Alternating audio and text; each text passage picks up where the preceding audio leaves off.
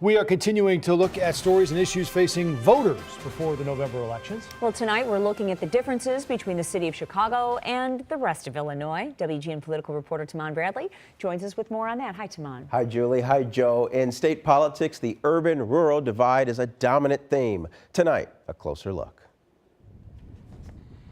Illinois, the land of Lincoln, America's sixth most populous state.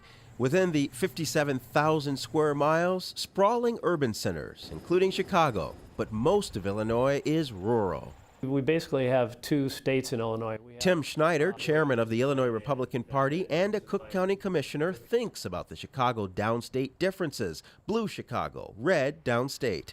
We have a downstate area that is very pro-Trump. We have an upstate area that's not, Trump is not so popular. And so we have to work our candidates in a different way. And we are having a little more difficulty in the northern part of Illinois because a lot of the Democrats are tying their Republican candidate to Donald Trump.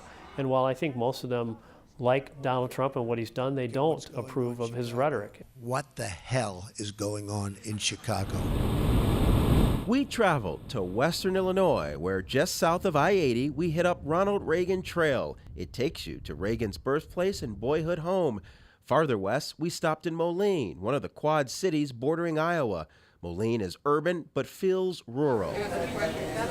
This is Kavanaugh's Bar. Yep, the name is Kavanaugh's. You're a good Democrat. You drink beer? It's all right. I drink beer. I like That's right. Yeah, that's right. I like beer. We asked Bob about the election. Well, there's only one party that you can vote for, and that's Republican.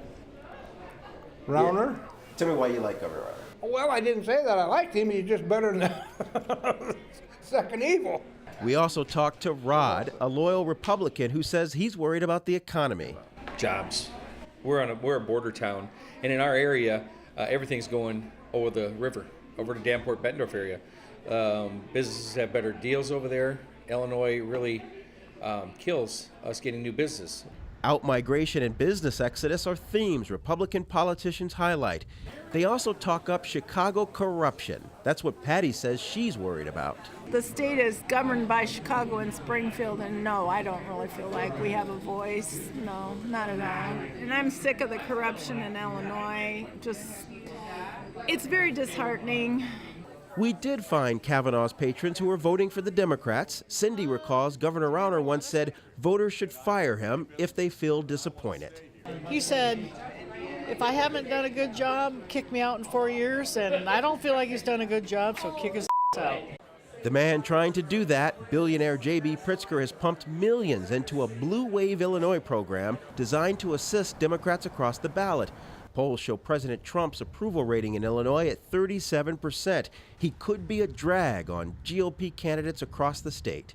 My name's Amy. I'm a volunteer here with the JB for Governor campaign. How's your day going? You think you'll be supporting JB for governor? This is a Pritzker campaign field office in Moline. Instead of ceding traditionally red territory to Republicans, the Democrats are on offense. Doug House is president of the Democratic County Chairs Association. There are 30 offices like this across the state of Illinois and more than 100 staff that are working. In many cases, JB's office has become the county headquarters where everyone comes together. Some of these counties haven't seen a headquarters in 40 years. JB's got a lot of money. That means what for you? It really doesn't mean anything in this election. Come on, you have more tools, you have more resources. You know what it means? It means that that there's parity in competition. It was an issue when we didn't have resources. It was an issue when we were able to be defined by a governor who had a great deal of money. Pritzker's cash has Rock Island Republican County Chairman Drew Milkey playing defense. Our party doesn't have all that money, obviously. We don't have a multi-billionaire funding each county in Illinois, which is what Mr. Pritzker is doing. But it's not just about campaign cash. Milkey says the difference plays out at the State House, too. Chicago is really directing the whole course of the state, and it doesn't seem equitable. Look at how we are funding our schools, and all we hear about down here is Chicago Public Schools.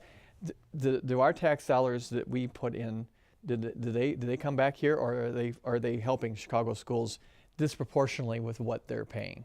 That's not the full story. For years, Chicagoans paid local taxes for Chicago teacher pensions and state taxes to help pay for suburban and downstate pensions. But in 2017, Chicago got a $200 million assist with pension costs. And research by the Paul Simon Institute found the downstate region receives more than it pays into the state coffers. The South region receives $2.81 in state funds for every dollar generated. Cook County, 90 cents for every dollar. Suburban counties, 53 cents for every dollar generated. But the divisive dialogue continues as politicians seek to exploit our alleged differences. In 2014, Governor Rauner defeated Pat Quinn by 5 points, winning every county but Cook. Think about that for a second. We have 102 counties, so it's a big state, not just Chicago. It is a big state, and we got to get out of this bubble to see what the rest of the state is really thinking. You're doing that so well for us. Thanks for hitting the road. Sure, you bet. Very good. You can follow all of Timon's election stories and more leading up to the midterms next month. Check out a special section of our website, WGNTV.com/decision2018.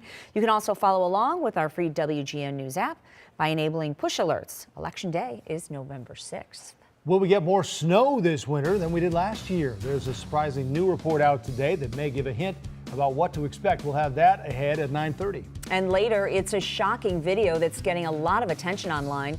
A woman appears to abandon a toddler on a doorstep, and it's all caught on a doorbell camera.